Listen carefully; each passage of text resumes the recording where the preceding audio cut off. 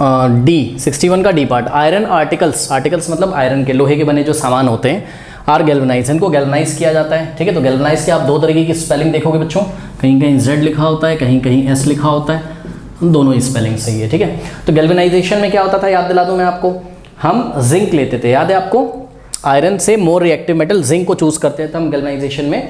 और मान लीजिए आयरन का कोई बकेट है या आयरन का ही कोई पीस है। ठीक है, अब देखिए बच्चों, अगर आयरन का पीस है और इस आयरन के पीस को अगर हमने विदाउट गैल्वेनाइज किए हुए, वैसे तो आप अगर चाहो तो पेंट भी कर सकते हो, लेकिन हम यहाँ गैल्वेनाइजेशन की बात कर रहे हैं, अगर इस आयरन के पीस को आपने ऐसे ही छोड़ दिया, ठीक है, तो जो मॉइस्ट एयर होगी, मॉइस्ट एयर में ऑक्सीजन भी प्रेजेंट है और वाटर ड्रॉपलेट्स भी प्रेजेंट है। आपको पता है वाटर और ऑक्सीजन अगर दोनों मिल जाए आयरन को, तो आयरन का कोरोजन होने लगता है, जिसको हम रस्टिंग बोलते हैं। कोरोजन का मतलब क्या होता है, जब कोई मेटल मॉइस्चर या किसी केमिकल के द्वारा एक्सपोज करने पे धीरे धीरे ईटन अप हो जाता है, ईटन मतलब धीरे धीरे खत्म होने लगता है, खराब होने लगता है, तो इस प्रोसेस को हम कोरोजन बोलते हैं। और जब आयरन में मतलब लोहे में जब जंग लगती है तो हम बोलते हैं भाई लोहे का, आयरन का कोरोजन हो गया, मतलब उसकी रस्टिंग हो गई।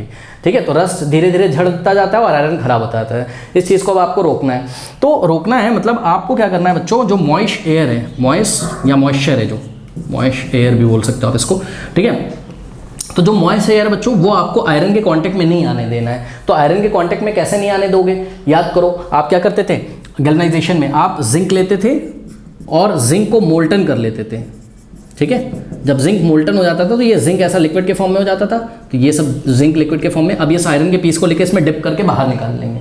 ठीक, तो ऐसा करने से क्या होता है, ऐसा करने से ये जो लिक्विड जिंक है ये आयरन के ऊपर एक सरफेस बना लेगा, तो ये आयरन के ऊपर ऐसा कोटिंग कर लेगा ये।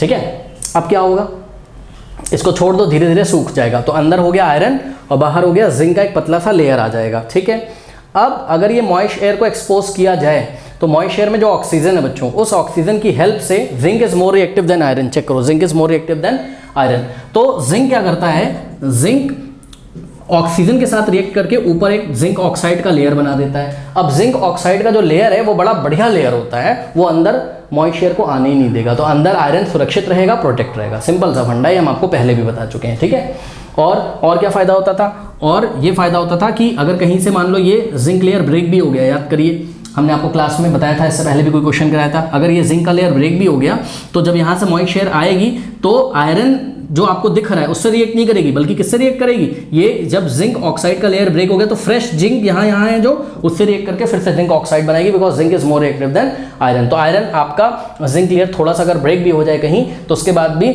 आयरन आपका रस्टिंग आयरन का नहीं होगा। बात समझ में आई कि नहीं। वो इन्होंने मेरे को क्वेश्चन क्या पूछा था, बस मैंने आपको थोड़ा सा रिवाइज करा दिया कि आयरन आर्टिकल्स आर गैल्वेनाइज, क्यों गैल्वेनाइज किया जाता है, तो जवाब ये है कि भैया आयरन का कोरोजन हो जाता है, उसकी रस्टिंग हो जाती है, उसको प्रिवेंट करने के लिए हम उसको गैल्वेनाइज करते हैं with the help of zinc. यही कहानी यहाँ लिखी हुई है। हमने क्या लिखा है, iron has the tendency to react with atmospheric moisture. हाँ भाई, this process is called what, rusting and leads to corrosion of iron.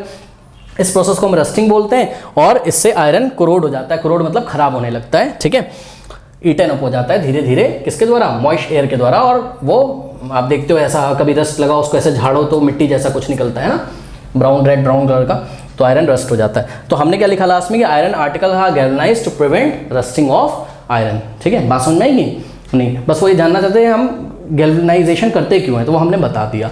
यहाँ पर हमने आपको फील कराने के लिए समझाया है, उन्होंने हमसे ये नहीं पूछा है कि गैल्वेनाइजेशन होता क्या है, अगर पूछा होता तो ये सब प्रोसेस हम लिखते हैं। बात समझ में आ गई, कर लीजिए।